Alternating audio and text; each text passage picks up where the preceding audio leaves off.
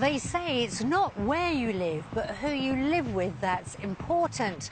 But what if you and your partner are at loggerheads over where to spend your future, and that's threatening to ruin your relationship?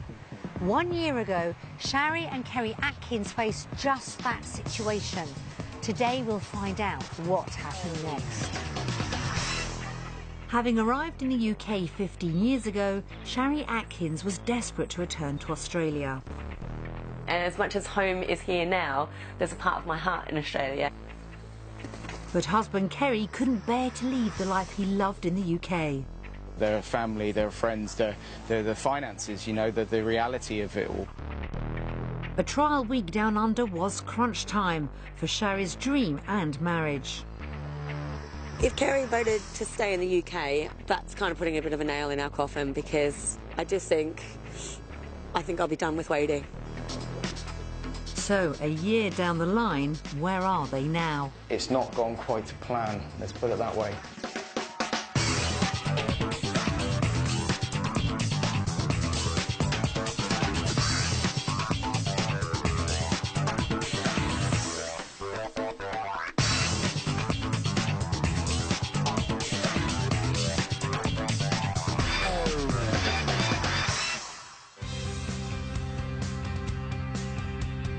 The flattest and lowest landmass on Earth, Australia is a nation people have called home for over 40,000 years. Offering stunning landscapes and a fabulous climate, in more recent times it's been considered a land of plenty for British families on the move, with recent figures showing an estimated 34,000 people emigrate there every year. When Shari Atkins arrived in the UK from Australia in 2001, it was meant to be a temporary trip. 15 years on, however, despite repeated promises from husband Kerry to make the move down under, she was still living in Wales, and the issue was putting their marriage under pressure. In 2015, Shari had 1 week to convince Kerry to follow her home or face the possibility of losing her forever. The couple's return trip to Australia started with a flight from London to Dubai and then on to Perth. And Kerry was exhausted when they finally touched down.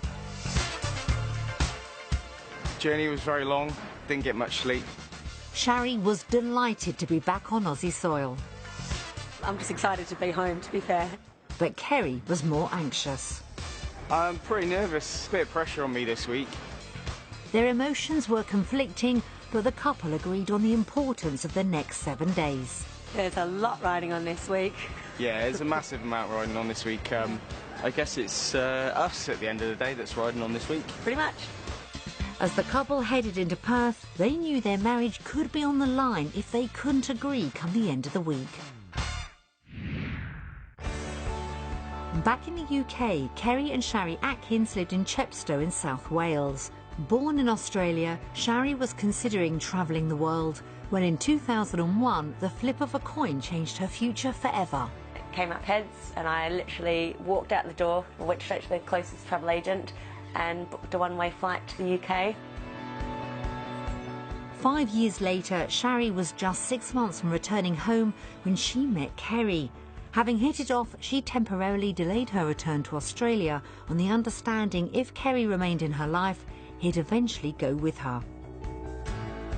It was a non-negotiable deal. When the couple decided to tie the knot 3 years later, Kerry promised Shari a future down under. When we got engaged, Kerry had said that we would, at some point in the future, move back to Australia. Despite his promises, Kerry had concerns about a move.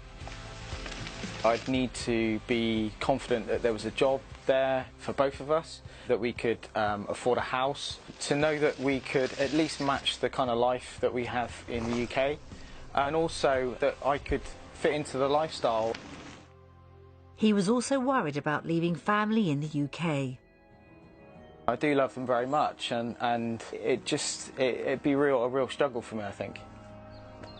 But after 9 years of waiting, Shari had run out of patience.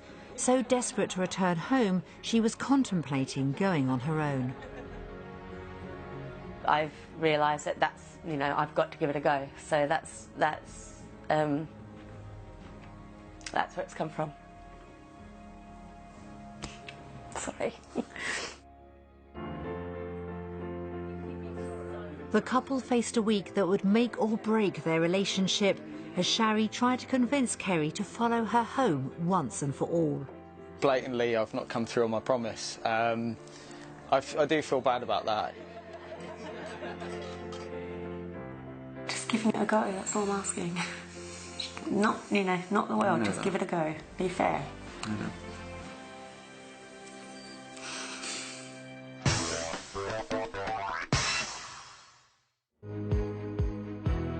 Shari and Kerry spent their trial week in the coastal port of Fremantle, just 12 miles from central Perth in Western Australia. Their temporary home was a one-bedroom cottage on a leafy street close to the beach, but did it live up to Shari's memories of Australian living? Finally here. Oh, wow. The quirky interiors appealed to Shari straight away. I could live in something like this, I'd be very happy. Yes. But Kerry wasn't sure. It's like kind of not Australian, but I don't know, you know what I mean? Well, it's probably not what you're expecting, no. Yeah, exactly. Outside, Shari spotted something that would appeal to Kerry. Shed. Yeah. Off you go. Yeah, I know where I'm sleeping. Hopefully it wouldn't come to that. But as they made themselves at home, Shari's enthusiasm for being back on home turf was unsettling Kerry. You know, there's a bit of pressure there for me to kind of like things and want to feel the same way. But, you know, I've got to look at it with a clear mind and you know, see what I think and see what's possible. The week ahead was crucial if Shari and Kerry were to have a future together. I know ultimately that I want to be here and I'd like Kerry to be, but if he chooses not to, then, well, I guess we'll just have to cross that bridge when we come to it. Hopefully not, so.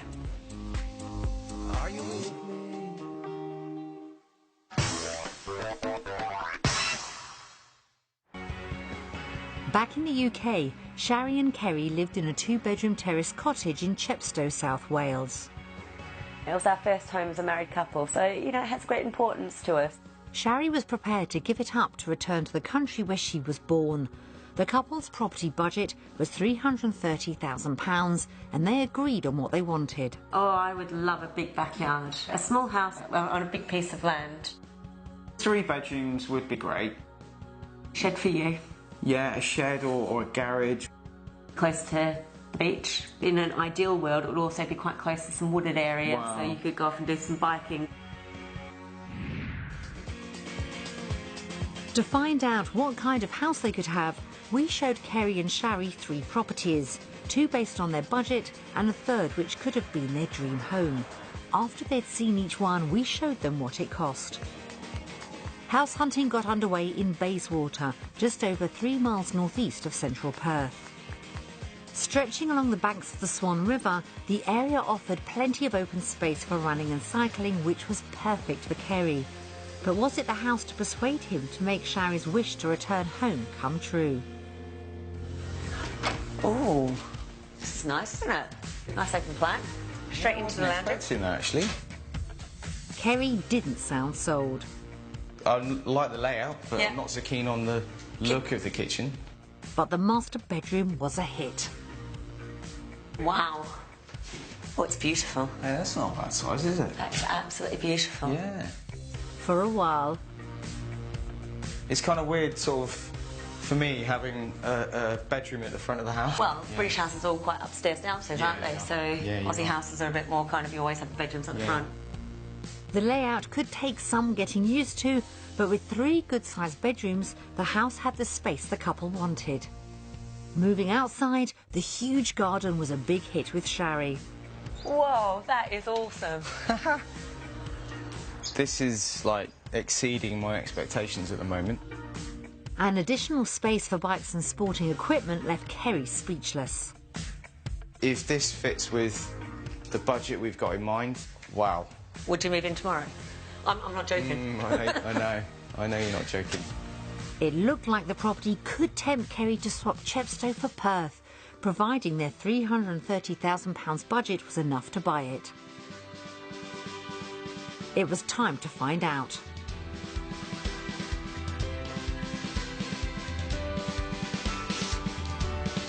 Whoa, £343,200. That is amazing. Okay, it's over our budget. Yeah. But it's not that much over. That's really impressive. Yeah. Just over £13,000 over budget wasn't enough to dent the couple's enthusiasm. Encouraged, they moved on to the second property of the day.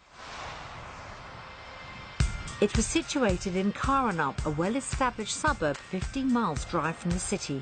Properties along here are not cheap. Oh, it's by the coast. It's going to be... Coast there, right there. Close to one of Perth's most popular beaches, the area appealed to Shari, and plenty of green areas suited to running and cycling made it perfect for Kerry too. But was the three-bedroom cottage somewhere the Atkins could make themselves at home? Oh, wow. This is quite a nice little sitting room, isn't it? A front lounge. It's much bigger than ours. Yeah, and, huge compared to ours, yeah. The recently renovated interiors had plenty of charm, and the master bedroom won Shari over too. Really, really nicely done. Yeah. Isn't it? Unlike the last house, though, the bedrooms weren't as big on space. The rooms might be a little bit smaller, but I think it's quite nice because you've got the character of the property in it. They're not just boxes. Yeah. But outside was less to Kerry's taste. Right, you got a house right there. But look at this. Yeah. This space is beautiful. But I was expecting maybe some maybe a little bit of greenery. But think, no mowing the lawns. So there's no gardening you have to do. Yeah. Shari skillfully kept Kerry on side. Now all they needed to do was find out how much the house cost. Their budget was £330,000. I reckon this is going to be like 400,000. Yeah, I'm going to go for 440. Yeah. So was anyone right? Oh my God, 353. Yeah, I wish that was kind of nearer to 300, but then we were expecting 400, so that's a really good surprise, isn't it? Good way to think of it. No, I'm really impressed with that price. £23,000 over budget could still be achievable with the right salaries. To see the final property, the couple headed for Double View, 6 miles northwest of central Perth. This thriving suburb offered a good compromise between beach and city living. But would this immaculately presented three-bedroom house be the couple's dream home? I mean, it's sort of a bit terracotta. I'm not sure about the style of it. It lacked curb appeal for Kerry, but was inside more desirable. Here we go. Okay. It's a little bit more bright and airy in here than I thought it was going to be. The main living area had plenty to offer. This is good, though. Look at this space. Brilliant area, isn't it? Yeah. Open plan, looking out onto the garden as well, which is cool. The couple could see potential, but the main family bathroom proved distinctly average. It's not a wow factor, but it's just very... It's nice, it's Practical. tidy, it's practical. Yeah. Inside evoked mixed reactions, and outside... Ha! It's got a jacuzzi. Or a very, very tiny swimming pool. Yeah. The manicured north-facing secret garden was perfect for entertaining, but not quite what they were expecting. It's quite... Interesting. Quite weird. It is quite private, but I'm not too sure about it. It wasn't Shari or Kerry's dream home, but with all the space they needed, was it somewhere they could afford on their £330,000 budget? Let's have a look. Ready? Yeah. 379. 700. Around £50,000 over budget. Yeah, okay. Okay. I think this is all about location. If we were going to go nearly 50k over our budget, I'd want it to be a bit nicer than this. Yeah. It wasn't the perfect end, but house hunting had given Shari and Kerry plenty to consider. Property 1 was almost perfect, with the huge garden Shari dreamt of and the shed Kerry longed for. The interiors of Property 2 won the couple over, and despite initial reservations about the garden, Kerry could see himself settling in. The location of Property 3 was perfect, but at almost £50,000 over budget, the house fell short of being the couple's dream home. So had the day done enough to make both Shari and Kerry pick Australian property over their home in the UK?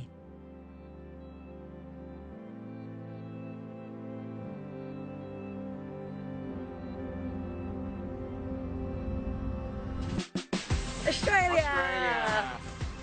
Woo! That's good. I'm really impressed with the houses we've seen today. So I'm really, really stoked you chose Australia.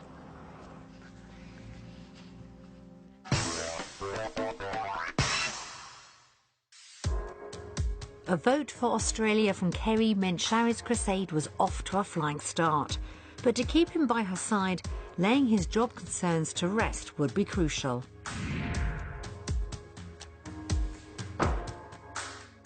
Back home, Kerry was a programme manager looking after aircraft equipment repair contracts. It'd be really important for me to find something that is akin to what I do in the UK. Shari ran her own business, providing public relations for utility companies, but she was ready to give it up to move back home. I am quite open to the fact that I haven't got contacts behind me, so I might have to work for somebody else for a change, but I'm quite excited about something new, really. Kerry, on the other hand, wasn't as flexible. I think it'd be really hard for me to consider a move without having the ability to see that I could get a good job and a good wage in Australia.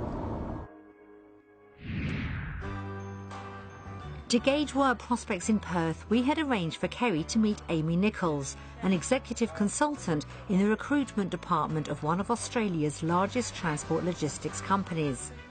After a look around, Kerry was ready to talk business. You've seen my CV. I'd like to know whether I have transferable skills that could work for this company. Absolutely. The industry that you worked in is quite specialised, but the skills that you have in that role are quite generic and transferable. It was just what Kerry needed to hear, but was the outlook as promising for Shari? Wanting to gain some experience in the local market before possibly setting up her own business, we'd arranged for her to meet Peter Harris, Managing Director of a global public relations consultancy. Shari welcomed the opportunity to look around and explore her chances of securing a job down under. At the moment, there isn't any specific placements, but I would say that someone of your experience and skill sets, I believe you'd have a very strong chance of securing employment in that particular sector in WA. That is absolutely brilliant news. Shari might not walk into a job straight away, but knowing she'd be a desirable employee was encouraging news. Back at the logistics company, Kerry had discovered his best option might be to look outside the aviation industry. I would see you in the future looking to get towards like a project management role. Okay. However, you might have to take a bit of a step back to get some of your Australian experience, understand the culture and the way that they work out here. Kerry was encouraged, but was the potential salary for a junior role as promising? If you went into like a project coordinator role, 40 to 45,000, you'd probably looking at 60,000 plus for a project manager, pounds. That's a really impressive wage, actually. Kerry earned around £38,000 in the UK, so even though he'd be doing a different role down under, his prospects looked good. Meanwhile, Shari was investigating her earning potential as an employee. The starting point for someone with your experience, I would suggest, would be in the approximate range of 57 to 60,000 pounds, but then increasing as you gain further experience of the local marketplace. Outside, Shari admitted the salary made working for someone else an attractive option. It was almost double what I earn in the UK for what seemed sort of similar hours, and the conditions were brilliant, so that was a real plus for me. It was positive all round, but would Kerry's research be enough to see him fly the Australian flag when it came to choosing between work at home or away?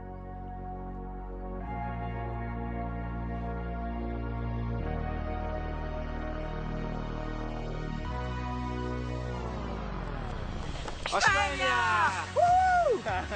Awesome! I didn't think you'd go that. I may have to take a step down in Australia initially, but you know, I really want this to work for us, and if I need to make some compromises, then you know, I think I can. I think I can do that. Yay! Yeah.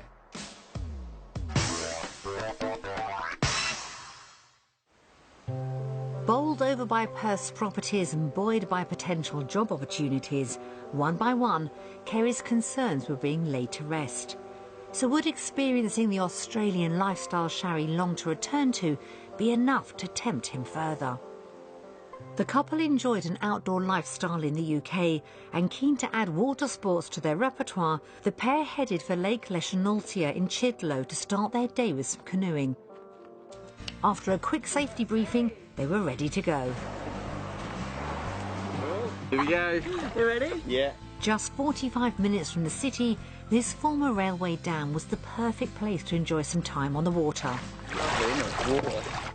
Kerry looked like he could have found a new sport. You can do canoeing in the UK, but the weather's fantastic. It's autumn. And Shari was right at home. It just reinforces what I've always, you know, remembered Australia to be. Next, the pair hit the popular mountain biking trails of nearby Pauls Valley. An avid mountain biker back home, Shari hoped the day would convince Kerry there's plenty of scope for cycling down under, and it looked like she was in luck. Brilliant, absolutely brilliant. You know, I can't really have a bad word to say about it, you know. Don't push me off. The afternoon had worked wonders on Kerry, and rounding their day off with a picnic on Gooseberry Hill, Shari seemed more determined than ever to come home. If Kerry chooses not to want to come back, I will be gutted, because this is, you know, it is everything that I want for us. But as the sun set over Perth, Kerry wasn't so sure. These aren't just the things that I have to consider. They're a family, they're friends, they're the finances, you know, the reality of it all. The couple would face some tough decisions, but had the lifestyle seduced Kerry into choosing Australia over the UK?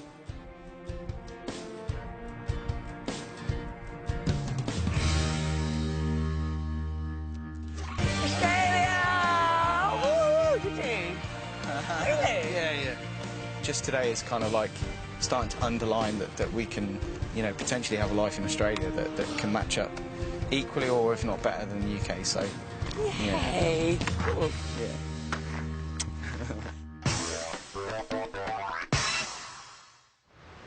Kerry's consistent votes for Australia were Shari's clearest signal she could return home with her husband by her side. But she still needed to prove the move wouldn't rob them of financial stability. If she succeeded, the couple hoped to sell their house in Wales for around £150,000. We'd arranged valuations from 2 estate agents to see if that was possible. Oh wow, lovely room. Nice and bright, okay. Nice floor. Oh, nice space. This is really impressive. And they've done a good job with the decor. It can be a bit dark, but they've really made it nice and light with these colour schemes. Very impressed. Oh, what a nice garden. Plenty of storage space. Really nice.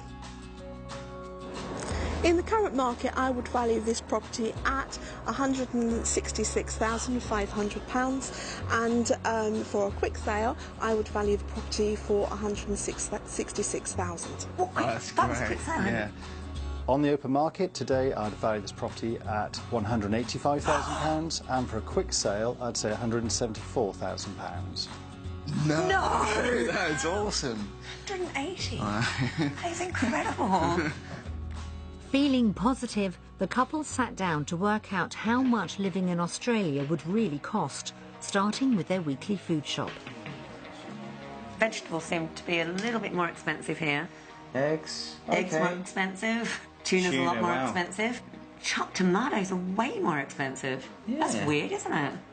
The items revealed they would spend around £10 more on groceries every week. Next, the couple moved on to bigger bills, basing their mortgage repayments on the first property they'd viewed. It'd be £1,000 more a month on mortgage. But I guess at the end of the day, we're upgrading, aren't we? Yeah. Fortunately, there were savings to be made elsewhere. Gas and electricity Cheaper here? Well, gas is. Electricity's more. Our monthly cost would then be... Ooh. 4166. That was £828 more than they spent in the UK. That's not good. No, it's not good. Everything rested on the couple's potential salaries down under.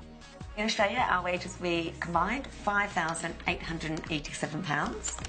Okay. And in the UK, they are £5,058. Wow.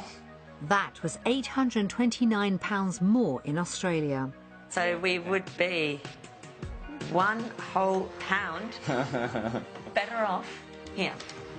Okay. £12 a year better off wasn't life-changing, but Shari was relieved to prove they could afford the lifestyle she wanted. This is starting to dawn on me that actually we can have an Better upgrade. House. No brainer, surely. I can't argue with this with you on this, can I? Really, it's there in black and white. So had the figures done enough to put the couple on the same page when it came to choosing between finances in Australia or the UK?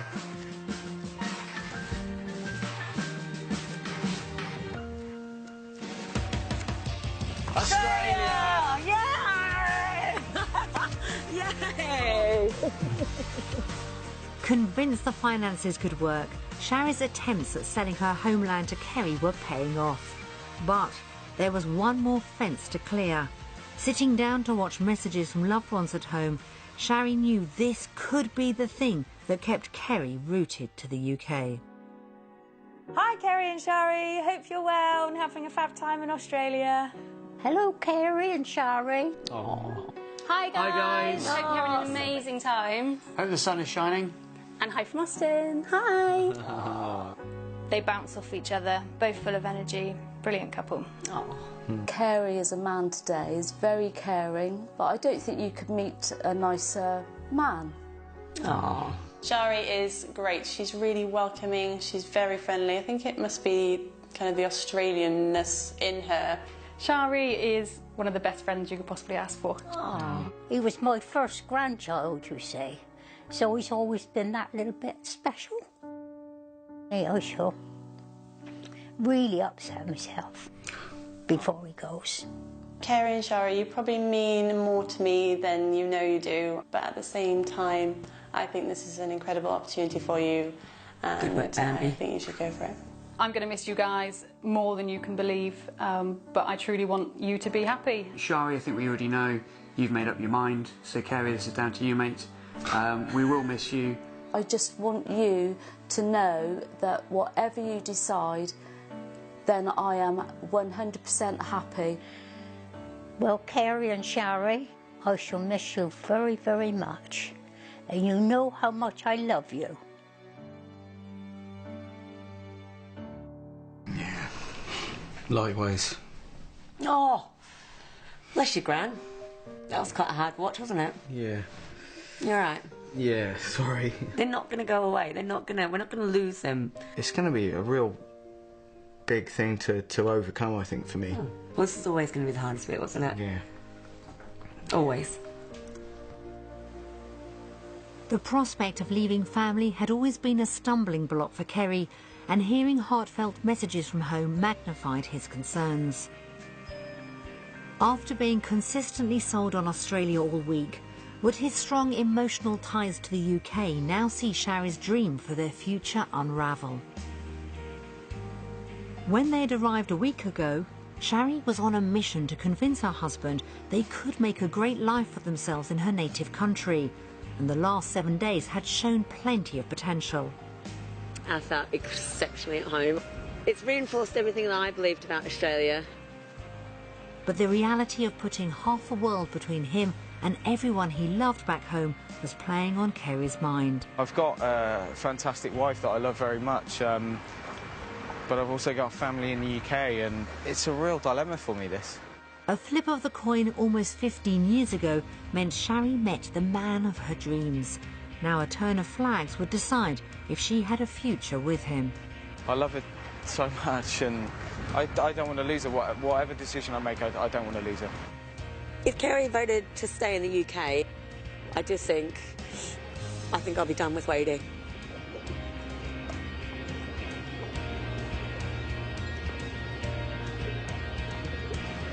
Sorry. It was crunch time as Shari found out if she'd be moving home with or without her husband by her side.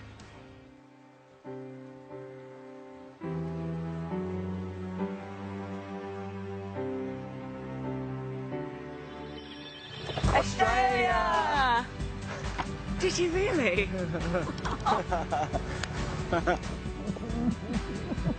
Seeing it with my own eyes and kind of experiencing it all with you has just made me realise, like,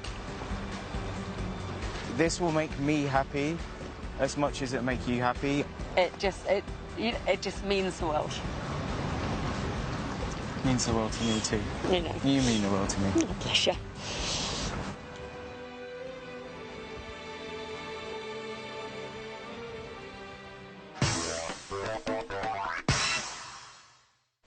It had been a long time coming, but 9 years after those early discussions about Australia, Kerry was finally ready to sign up to Shari's dream of returning home.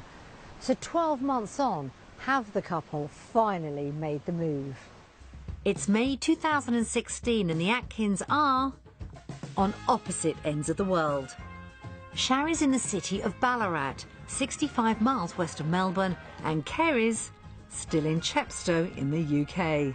But fingers crossed, it's only a temporary split. I guess the current plan is that we will both be in Australia at some point, but it's not gone quite to plan, let's put it that way. I think the events over the last 12 months have really kind of shown me that it's not as easy as black and white. After a great ending to their trial week, Shari started putting the feelers out for work in Australia straight away. And a few weeks after returning to the UK, she was offered a senior management role in a government department in regional Victoria. It's really weird when I got the job offer for Australia because I cried and I was really upset about it. I think it all came crashing home that this was it now. At the same time, I was very, very excited because this was one step closer to the Australia dream that we would have.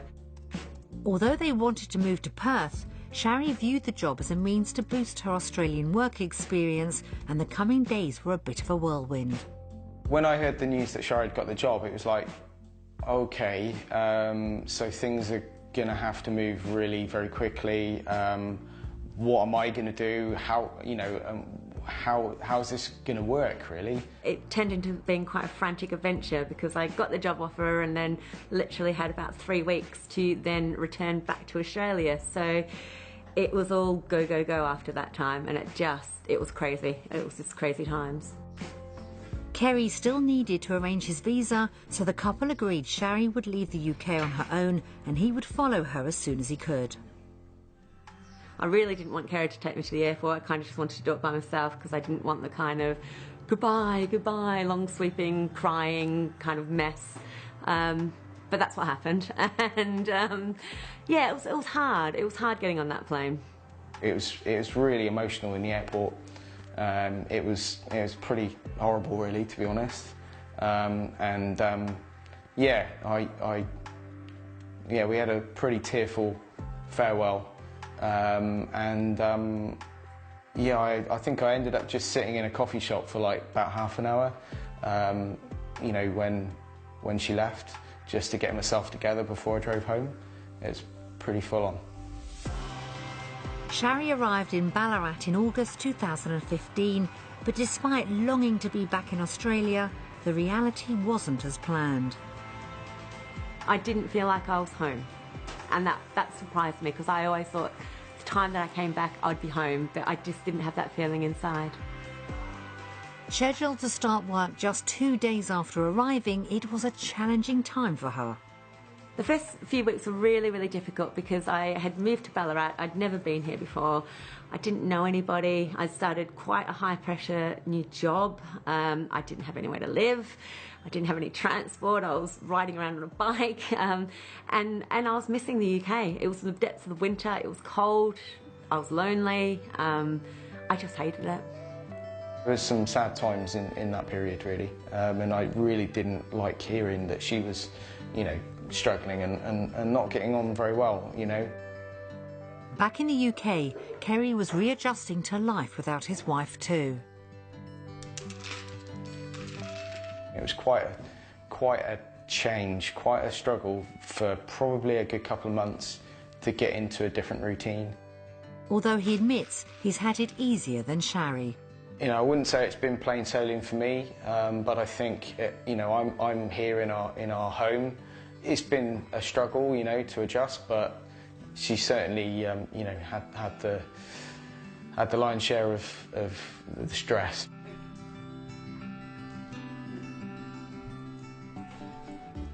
Living in a B&B and working round the clock, Shari also had to find a suitable Aussie home for her, Kerry, and their beloved dog Pickle.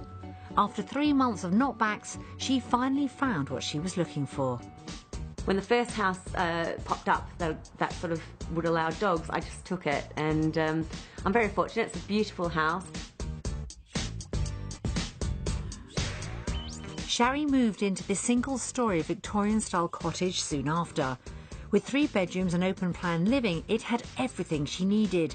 But the best bit was she'd finally got the big garden she dreamt of.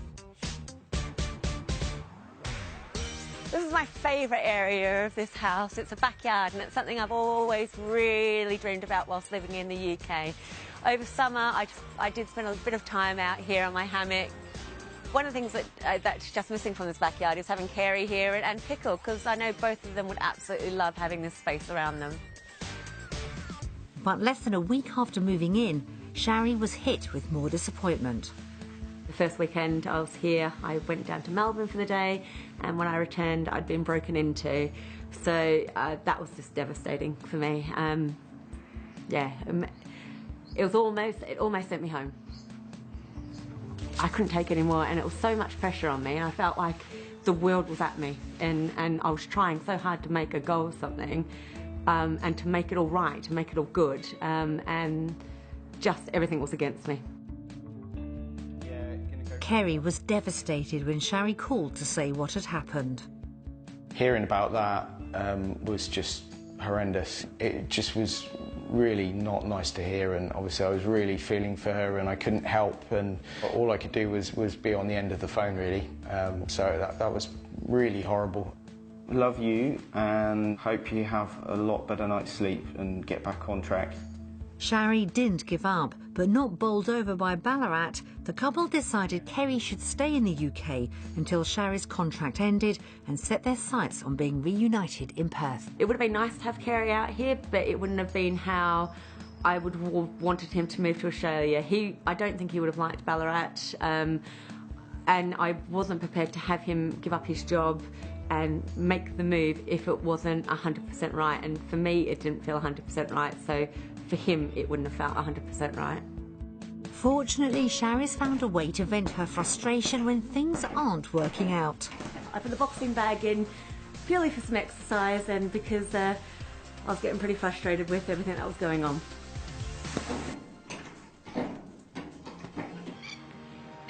Shari's contract has since been extended by another few months, and things have started to get easier. I've been in Ballarat now for approximately 9 months. I think the first 2 months I cried every night. But then that changed, and I got sick of crying, and yeah, just kind of got on with it. I've got to know the town a little bit better. I've started to make some friends. We have a selection of sweet and savoury, obviously, some traditional scones with jam. I mentioned some side plates as well. And summer came along, so summer makes everything better. Hi Dee!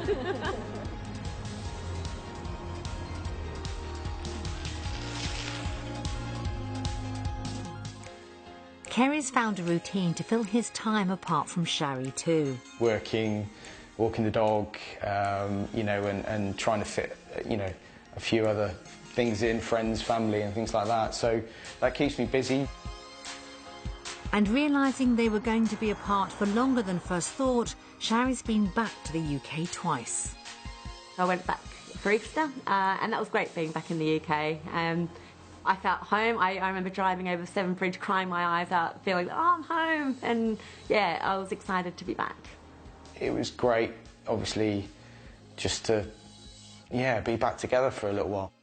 Unfortunately, the visits passed too quickly. And with Shari back in Ballarat once again, the couple admit living on the other side of the world from each other hasn't been easy on their marriage. How's things since you got back? Okay, yeah. So you're feeling a bit tired? Knackered. Yeah, he's having a cuddle here, isn't he? Bless him. Jealous. I think just being apart, you know, and the whole strain of that is really, it has had some impact on our relationship, definitely. I've been fortunate enough, I've had too many other things to think about, so I don't generally have time to think about our relationship and what my move here has done to it.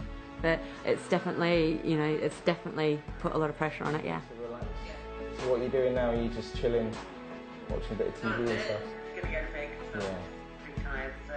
It's been a long time, you know, a long time apart, and, you know, that's been pretty stressful, pretty, you know, lonely at times. Shari still thinks Kerry should stay in the UK until she's found alternative employment, hopefully in Perth. But almost a year down the line, they know they can't continue as they are.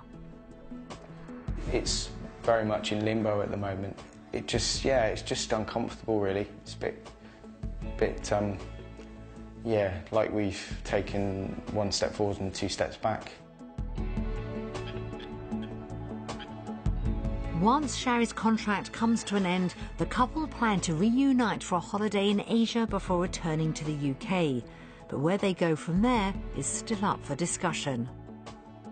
I think that, you know, if Shari comes back and things perhaps don't go, you know, towards what she would like and what I would like, which is really to kind of get to Perth or, you know, somewhere in that vicinity, then, you know, there's a chance that there could be some time in the UK, whether that's a long time or whether that's, you know, a short period, I don't know, but there's always that outside chance.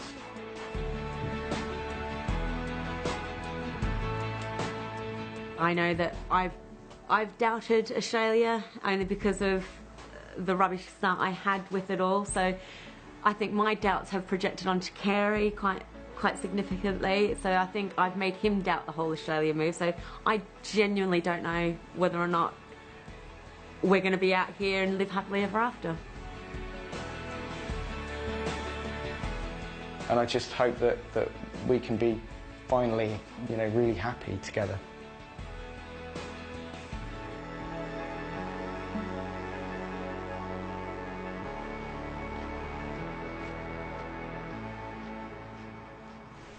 It's been a challenging few months for Shari and Kerry, and it looks like where they finally call home is still far from certain. We hope it won't be too long before they're reunited once and for all, and wish them both a very happy future together, whether that be in the UK or Australia.